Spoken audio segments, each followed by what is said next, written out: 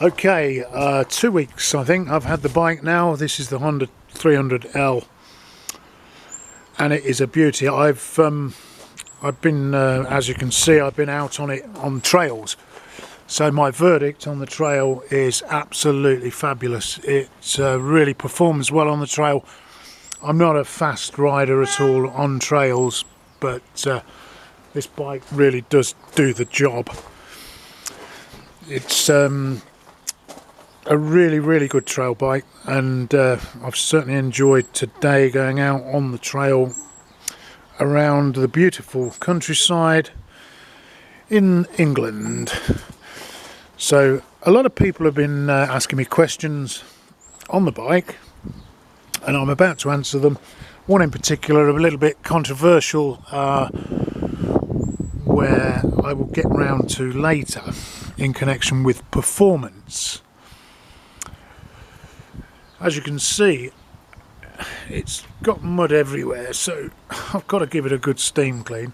And I'd also like to thank all the people that have commented. I'm no video editor, or I'm just an ordinary guy who decided to go out and get the Honda 300L.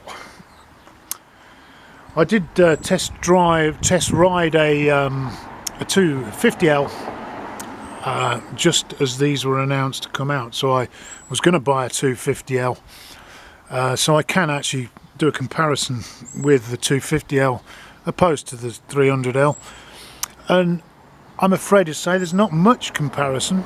There's obviously a bit more power there, nothing that you can really super notice. So you know, if you're thinking of trading in your 250L, personally I wouldn't, although I would be tempted, and I can understand why people aren't, because this bike is very similar to the 250L, but it's got that more power, the more power band. It's a growler, so it growls beautifully. Now, to go about a few of the questions that were asked previously, I'd like to just say one of them was the toolbox. The toolbox is very small. I think it's very much like similar, or very much, or even the same as the 250L.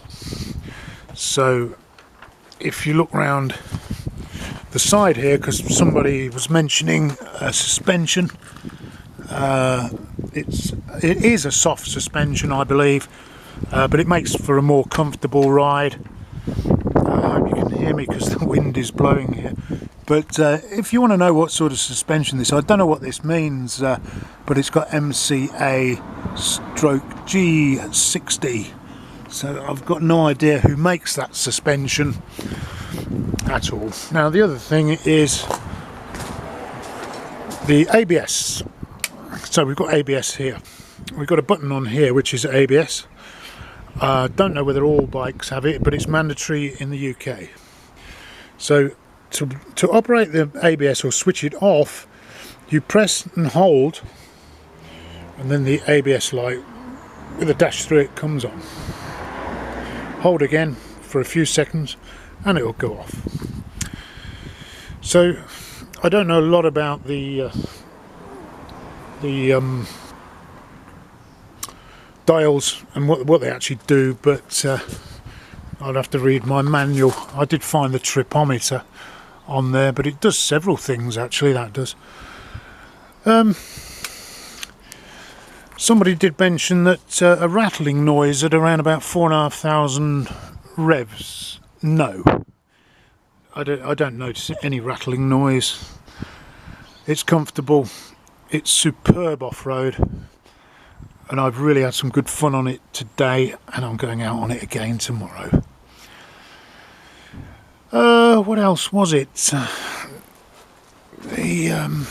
think that just about covers everything that I've learned, but I've got to say that now I'm getting used to the bike.